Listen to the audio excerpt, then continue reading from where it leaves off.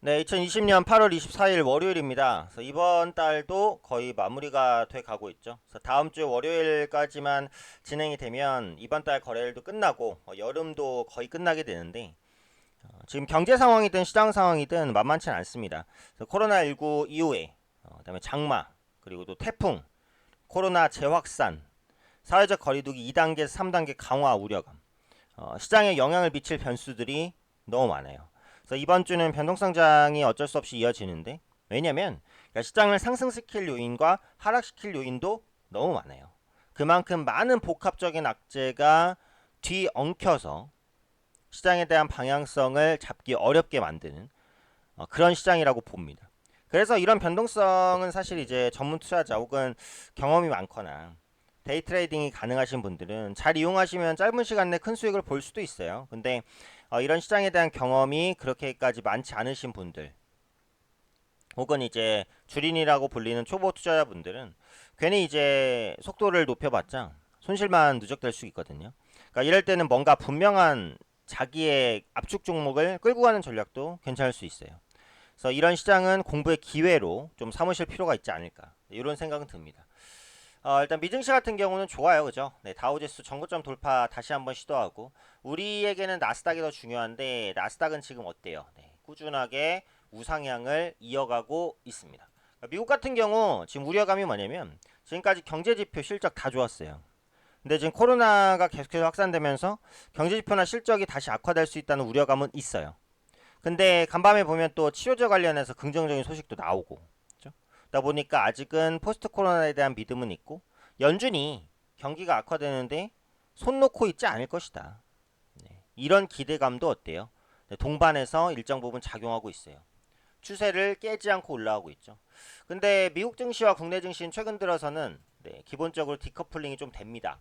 그래서 국내 증시는 어때요? 하방 추세. 이건 누가 봐도 아직까지는 하락 추세예요. 최소한 거래소 시장에서 5일 이평선 그리고 코스닥 시장에서 5일 이평선 정도는 회복이 돼야 추세 전환이 이제 좀 되고 있구나 라는 부분을 느낄 수 있지. 현재처럼 5일 이평선 밑에서 주가가 놀 때는 누가 봐도 추세 하락에 있는 겁니다. 그래서 이제 5일 이평선을 상향 돌파하는 시점이 돼야 추세 전환에 대한 가능성이 열렸다 이렇게 봐야 되는 것이지. 그 전까지는 보수적인 대응을 유지해야 돼요. 그리고 지금 60일 이평선이 코스닥 시장 바로 밑에 이제 위치해 있어요. 그죠? 지수로 보면 지수로 보면 한 780포인트 정도, 780포인트 정도에서 지지를 할 수 있는지 이런 부분들도 같이 한번 살펴봐야 될 것 같습니다. 일단 여러 가지 내용들이 있는데 보면 9월 15일로 종료될 것으로 보였던 공매도가 6개월 이제 연장될 것으로 이제 보여지는 부분이죠. 다행입니다. 근데 어느 정도 이제 시장이 예상을 하고 있었을 거예요. 코로나 재확산에 대한 리스크가 커지는 상황이기 때문에 공매도를 연장할까 말까 했다가 연장해야겠구나 라고 결정을 했다는 거죠. 그래도 이제 불행 중에 다행인 소식이다라는 부분이고 문제는 이제 3단계 거리두기 가능성입니다. 3단계 거리두기를 하게 되면은 사실상 자영업자의 그런 소득 구조는 완전히 무너지거든요. 그래서 이런 부분이 시장에 영향이 없진 않을 거예요, 분명히.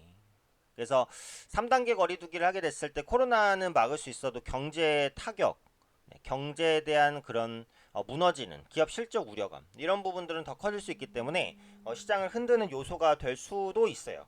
그래서 이런 부분들도 일단은 기본적으로는 어때요? 조금 주의하시면서 보실 필요는 있다라는 거예요. 그렇지 2차 재난지원금 지급에 대한 얘기들도 계속해서 나오고 있습니다. 그죠? 그래서 2차 재난지원금 지급. 그래서 이런 부분들이 어느 정도까지 이제 효과를 줄 수 있을 것인가. 그죠? 네, 이런 부분에 대한 어떻게 보면은 이제 기대감, 요인들 부각될 것으로 보여지고 있으니까요. 이 부분에 대한 변수도 계속해서 확인을 해보셔야 되는데 지금은 하위 소득 50%에 뭐 제공하겠다 이런 식으로 이제 얘기를 하고 있는 상황이에요, 그죠?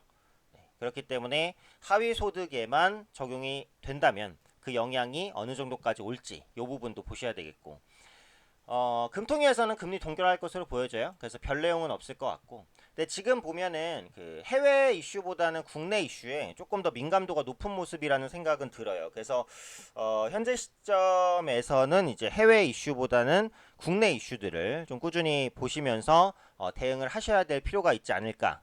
네, 이렇게 이제 생각이 됩니다.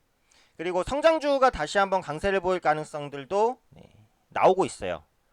언택트 업종들 주춤했다가 다시 반등할 수 있는 가능성. 그렇게 되면 그동안 바닥권에서 반등했던 경기민감 대형주들은 반등했다가 그 반등폭이 다시 꺾이는, 그죠? 그런 모습들이 나타날 수도 있으니까 현재 위치에서는 이런 부분들까지도 주의를 하면서 보실 필요가 있겠죠. 어쨌든 포트는 이제 압축해서 보셔야 되고, IT랑 제약주 두 섹터는 계속 보셔야 됩니다. 어쨌든 기관 쪽에서도 IT랑 제약주 쪽을 계속해서 집중할 것으로 보여지고 있기 때문에 종목 압축, 지금 포트가 많으신 분들은 무조건 압축하셔서 대응하셔야 되고요. 시장에 대한 부분은 계속 살펴드리면서 추가적으로 언급들 좀 이어가도록 하고, 개별 매매 어려우신 분들은 VIP만에서 같이 하시고요. 조금 더 확실한 종목으로 집중해서 매매할 필요가 있다, 이렇게 말씀드리겠습니다. 이번 한 주도 성욱투자 기원 드립니다.